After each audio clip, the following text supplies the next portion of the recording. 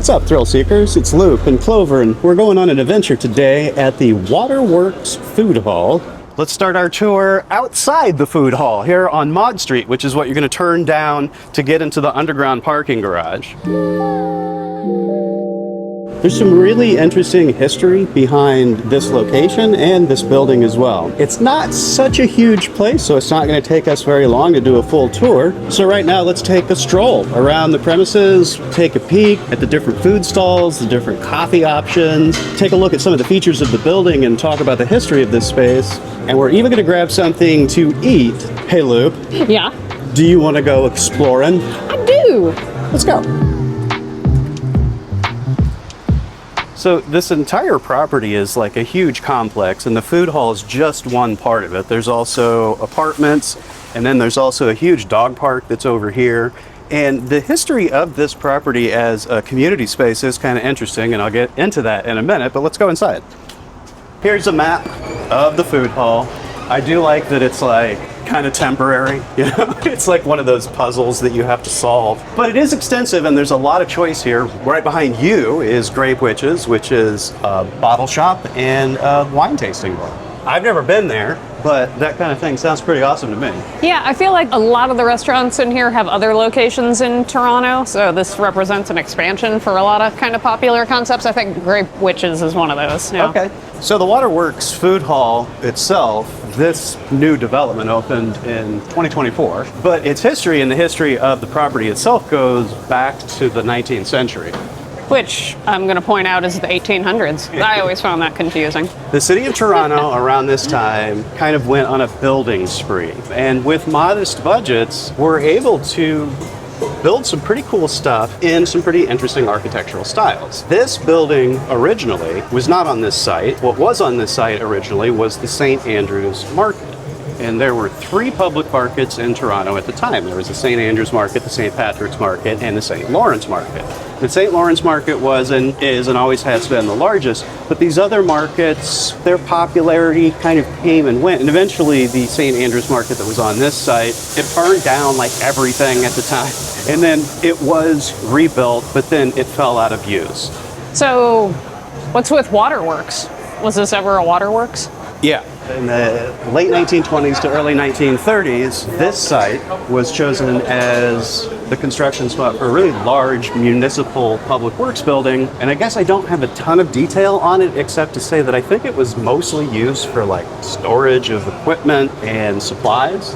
And the building was used as this public works building for a really long time, basically from the early 1930s all the way through 2013, I think, when it was deemed by the city to be a surplus asset. It sat unused until 2017, which is when the city declared it a historical site or whatever. It means that there's going to be really strict regulations around redeveloping the site. A really meticulous restoration project was undertaken here in this building. They claim to have made best efforts to reuse practically everything that was already in this building. Some of these features are pretty obvious. Like if you look up, you can see these absolutely gigantic skylights in the ceiling. Those are from the original building. The Waterworks building was built in an Art Deco style, which I think was really popular at that time in the 1920s, 1930s. But if you ask me, the most interesting bit of salvage work they did appears in the main staircase for this building. The Waterworks food hall is actually 3 floors. The food hall itself occupies this main floor here. And then above us, there's an event space, and they're very, very large. There's really nothing else up there, though, no vendors or anything. And then on the level below us, there are restrooms, and you have access to the garage that way. So this is the main party right here. But if you go all the way from basement to the highest level, that's a significantly tall staircase, and they reclaimed almost all of the original wooden flooring from this building. Okay, that was a lot of history. Let's take a peek around at some of the vendors and see what's yummy to eat and drink. Most of the tables here at the food hall are going to have a little placard like this. Like a lot of places, this is what you're going to look at to get the menu. Each spot has a designated code. When you place an order for food, you'll get an alert, a text message that tells you that your food is ready, and you'll go to that stall and pick it up. If you order drinks, it's a little different. They're going to bring them right to you, and that is special. The Waterworks Food Hall opens officially at 11:30, and most of the restaurants in here also open at 11:30. The building itself opens earlier than that, I think maybe at 8:30. The coffee shop, Boxcar Social, opens pretty early, so you could come in here, work, get a cup of coffee, something like that. Civil Works is the other spot that has different hours than the rest of the food hall. This opens for happy hour at 5 in the afternoon, and this is the only part of the food hall that spans 2 floors.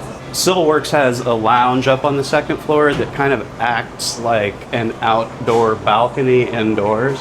It's pretty cool looking. I haven't been there yet because my visits here to the Waterworks Food Hall have all been during the day, but I want to know if it's a fun place to hang out. Like, does it get too loud?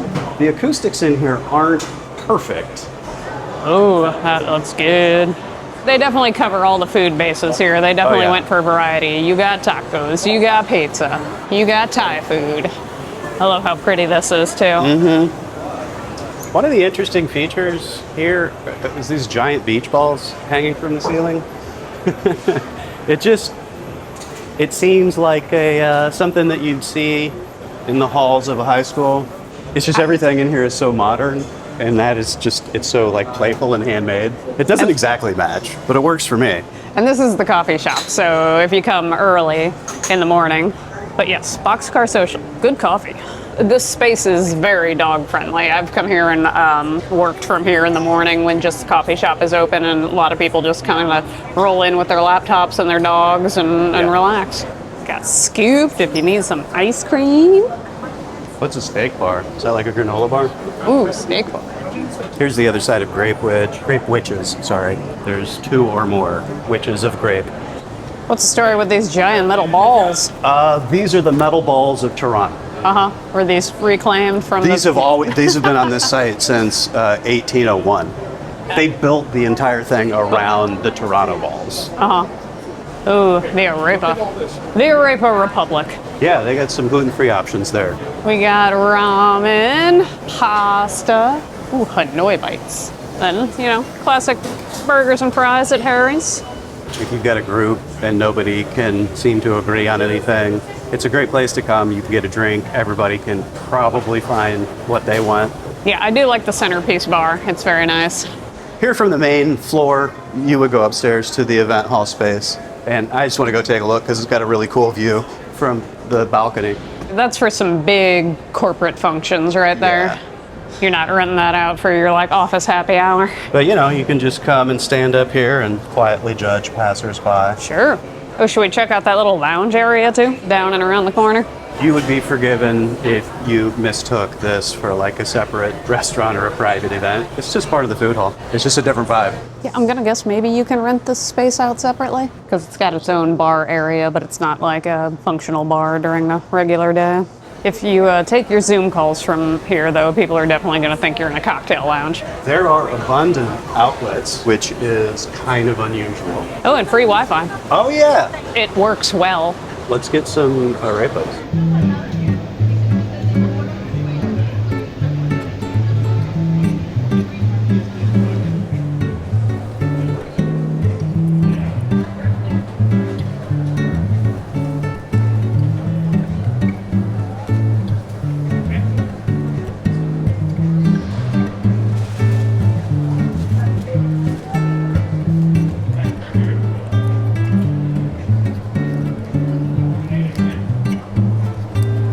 I can't attempt to pick up yet, huh? If I'm supposed to pick this up and eat it, I don't know how. Right, yeah.